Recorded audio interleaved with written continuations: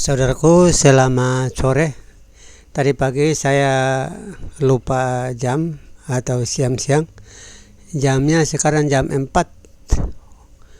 waktu Indonesia bagian Barat. Saya menjumpai Anda di siaran pendek ini, saudaraku. Masih tetap sama karena pertanyaan orang bertengkar, baku pukul, baku hajar hanya karena Allah. Hanya rebutan Allah. Allah itu disama-samain. Allah itu disama-samain karena keturunan itu dia ambil dasarnya dari Abraham, diganti nama. Abraham diganti nama, bikin nama palsu. Saya kasih tahu Anda, saudaraku, saya orang Timur, asal dari Pulau Timur bagian Barat. Tidak pakai neko-neko. Saya bukan pendeta, saya bukan pastor. Saya prihatin terhadap Anda-Anda yang bukan Kristen tetapi masuk dan mengambil Alkitab orang Kristen, ayat-ayatnya dipalsukan, ayat-ayatnya diacak-acak, bikin seolah-olah Anda itu pintar. Anda mau menggeser firman Allah menjadi firman Anda.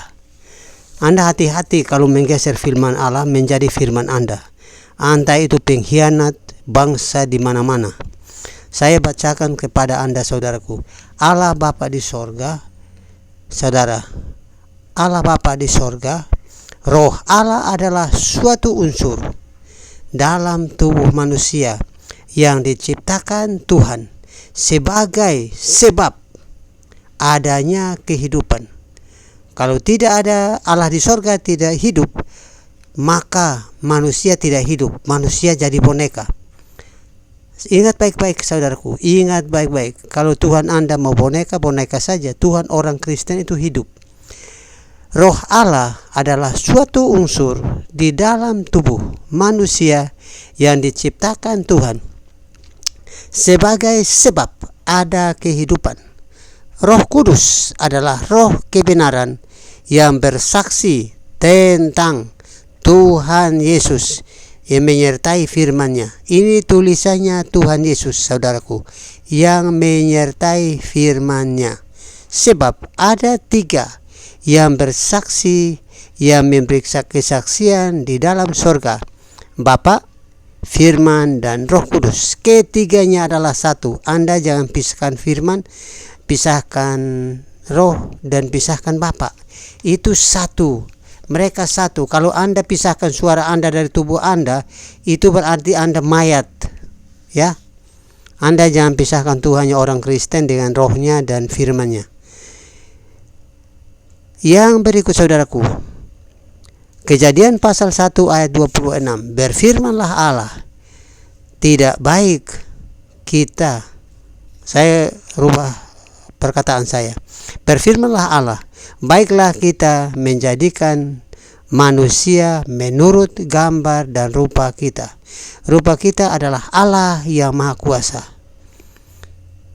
supaya mereka berkuasa atas ikan-ikan di laut dan burung-burung di udara dan atas segala ternak yang merayap di atas bumi.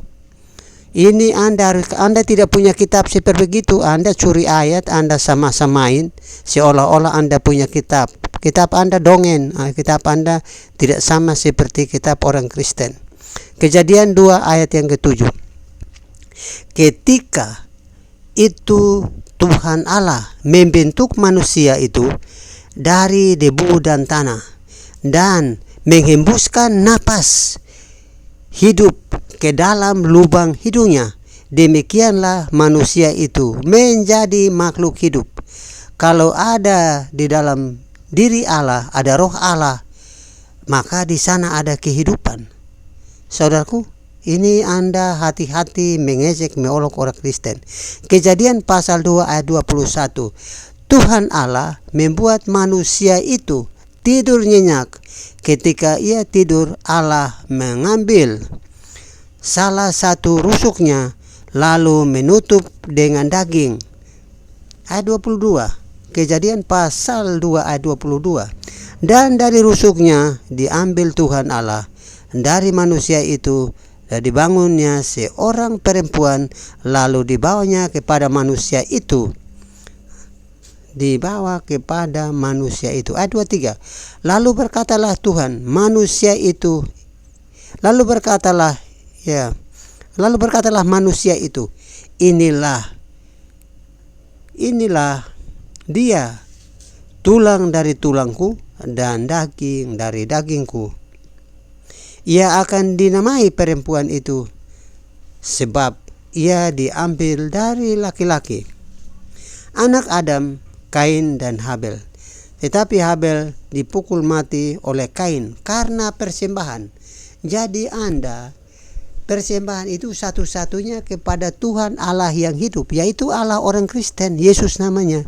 Kalau ada Anda mati aja, pakai kitab Anda. Jangan kamu rebut kitab orang Kristen, kamu gunakan jadi bahan tandingan. Ya saudaraku, saya memperingatkan kepada Anda. Nanti saya kasar sama Anda, saya bilang Anda teroris karena Anda merebut ayat-ayat Alkitab orang Kristen untuk jadikan bahan olok-olokan. 2 Korintus pasal 2 ayat yang ke-20. Sebab Kristus adalah yang bagi semua janji Allah itu, sebab oleh karena Dia kita mengatakan amin untuk memuliakan Allah. Alkitab adalah firman Tuhan yang merupakan kebenaran yang absolut dan objektif atau yang pasti. Firman Tuhan asal dari pikiran. Firman Tuhan asal dari kehendak, kemauan Allah itu sendiri. Dan firman Tuhan asal dari kecerdasan Allah. Firman Tuhan dari hikmat Allah. Kalau hikmat Allah saya kasih contoh Anda. 2 Korintus pasal 6 ayat yang ke-16. Karena kita adalah bait Allah dan hidup menurut firman Allah, aku akan diam bersama-sama mereka dan hidup di tengah-tengah mereka, dan aku akan menjadi Allah mereka dan mereka akan menjadi umatku. Saudaraku, Matius pasal 17 ayat yang ke-20. Manusia dapat menggeser posisi Allah. Bayangkan, Anda sebagai manusia dari debu tanah, dari nasi dan daging, Anda mau menggeser Tuhan sebagai pencipta langit, bumi, laut dan segala isinya.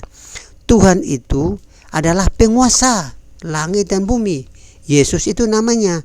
Kalau di sorga itu disebutnya firman. Kalau lahir ke bumi disebutnya Yesus. Disebut Yesus karena apa? Malaikat yang memberitahu kepada Maria bahwa anak yang engkau lahirkan namanya dia Yesus.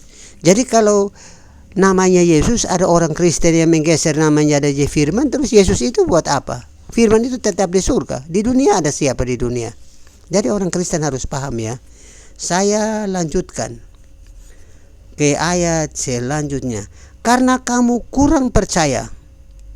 Saya baca Matius 17 ayat 20. Dapat manusia menggeser posisi Yesus sebagai Tuhan. Karena kamu kurang percaya, sebab aku berkata kepadamu, sesungguhnya sekiranya kamu mempunyai iman sebesar biji sesawi, kamu dapat berkata kepada gunung ini, pindah dari tempat ini, maka gunung ini akan pindah dan tak ada yang mustahil. Saudaraku, tetapi kalau Anda penghalang, maka itu masalahnya. Kalau Anda percaya firman Tuhan, maka ada mujizat akan terjadi, gunung bisa pindah. Tapi kalau Anda penghalang, maka neraka urusannya Anda. Roma pasal 10 ayat 9-10. Segala dan sebab jika kamu mengaku dengan mulutmu bahwa Yesus adalah Tuhan dan percaya di dalam hatimu bahwa Allah telah membangkitkan Dia dari antara orang mati, maka kamu akan diselamatkan. Itu sebabnya saudaraku. Satu ayat lagi. Barang siapa menumpahkan darah orang, barang siapa menumpahkan darah manusia, darahnya akan tertumpah. Karena tadi saya baca di ayat yang pertama, Tuhan Allah menciptakan manusia sesuai dengan gambarnya sendiri, tidak beda. Jadi kalau Anda marah orang Kristen, itu Anda marah Tuhan Allah, malah marah dengan Tuhan Allah. Saudaraku, hati-hati marah orang Kristen.